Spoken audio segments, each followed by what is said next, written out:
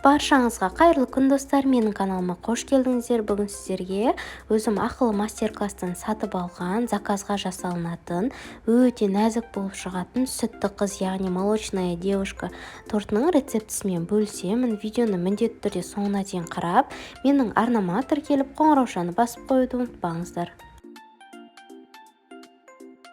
Ең алдымен ыдысымызға 2 жұмыртқамызды жарып салып аламыз, және де оның үстінен 1 банка сгущенкамызды саламыз. Екеуін жақсылап бірдей масса болғанша миксерлейміз. Осылайша біркелкі масса болғаннан кейін үстінен електен өткізілген ұнымызды саламыз, және де осы кезде 1 шай қасық разрыхитель салып жібереміз де барлығын жақсылап миксерлейміз.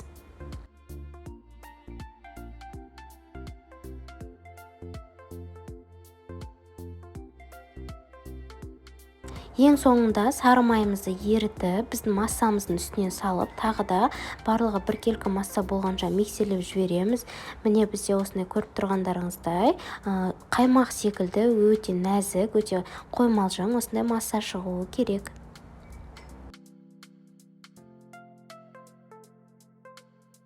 Осындай пергаментті қағазымызға осылайша дөңгелек етіп сызып аламыз. Менде форманың диаметрі 20 см. 6 бөлікке бөліп пісіретін боламын. Әрбір бөлікке алдымен 1-1 қасықтан салып шығамын, және де қалған бөлігін жарты қасықтан тағы да көз мөлшерімен өлшеп салып шығамын. Бірінші осылай қасықтың немесе лопатаның көмегімен осы дөңгелекке қатты шығарып жіберместен біркелкі етіп жайып шығамыз. Және де оның үстінен осындай кондитерлік штапельмен тегістеп шығамыз.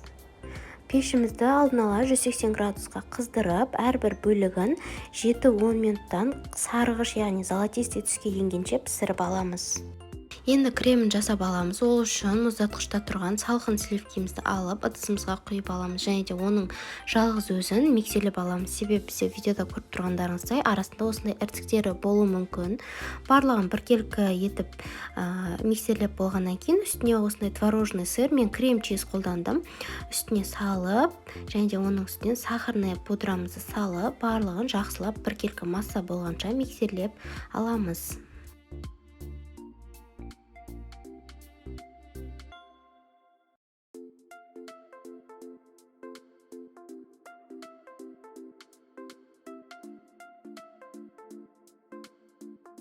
Міне бізде ешқандай түйіршіксіз, осындай өте әдемі, жұмсақ, нәзік крем шығуы керек. Тортты жинағанда оңай болу үшін кремін осындай кондитерлік мешокқа 2-ге бөліп салып алдым, бірақ бұл міндетті емес. Сіздер қасықпен сала берсеңіздер де болады. Тортымызды жинайтын боламыз. Осындай сыртына кондитерлік кольцаны пайдаландым, барлығы бірде әдемі болу үшін.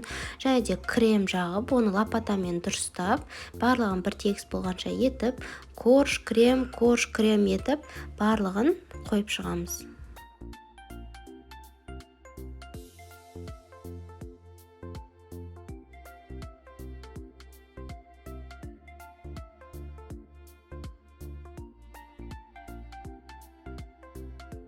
Ең бетіне қалған кремімізді жағып, тегістеп, бетін пищевой пленкамен, немесе менде пищевой пленка болмай қалды, сондықтан обычный жай ғана салафанды осылайша бетін жауып, холодильникке кемінде 3-4 сағатқа қалдырамыз. Міне біздің тортымыз мұздатқышта тұрып, кремі бір-біріне өте әдемі сіңді. Мен сіздерге барлығын толықтай көрсету үшін дәл осы жерінде нақтылап түсірдім. Осылайша пышақтың көмегімен, кольцаны бірінші ажыратардан алдын, пышақтың көмегімен шет-шетінің барлығын ажыратып аламыз. Содан кейін ғана барып кольцаны шешіп аламыз. Торттың бетін қаптауға арналған кремді дайындаймыз. Ол үшін бізге бөлме температурасындағы сары майға қантты салып, екеуін жақсылап миксерлейтін боламыз. Оның үстінен творожный сырымызды салып, тағы да жақсылап миксерлейміз. Арасында осылай лопатамен шет-шетін жинап тұрыңыз. 3-4 минутта жақсылап миксерлеп аламыз.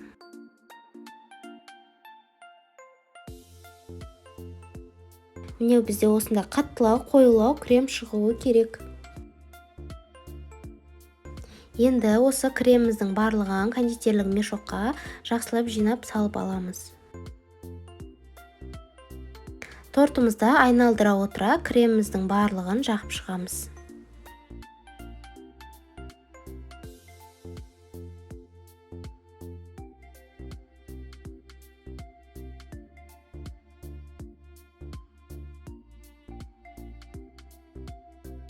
Бізге осында кондитерлік штапель қажет болады. Шет-шетінің барлығын айналдыра отыра тегістеп аламыз. Бетінде осындай кондитерлік пышақпен жақсылап тегістеп аламыз.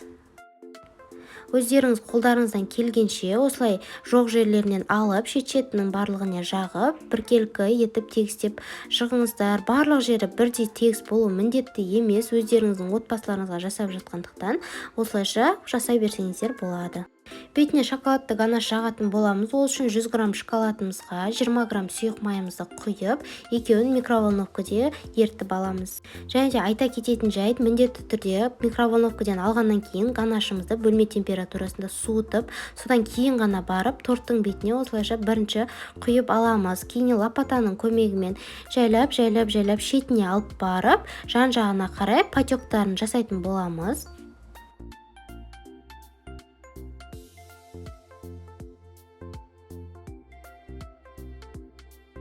Осындай кондитерлік пышақтың көмегімен әдемі болу үшін айналдыра отыра осылайша жасап шықтым. Бұл өте оңай, сіздердің де қолдарыңыздан келетініне сөзсіз сенімдімін. Және де клубникамен әдемілеп сәндеп шықсам, сіздер де міндетті түрде дәл осылай жасап көріңіздер.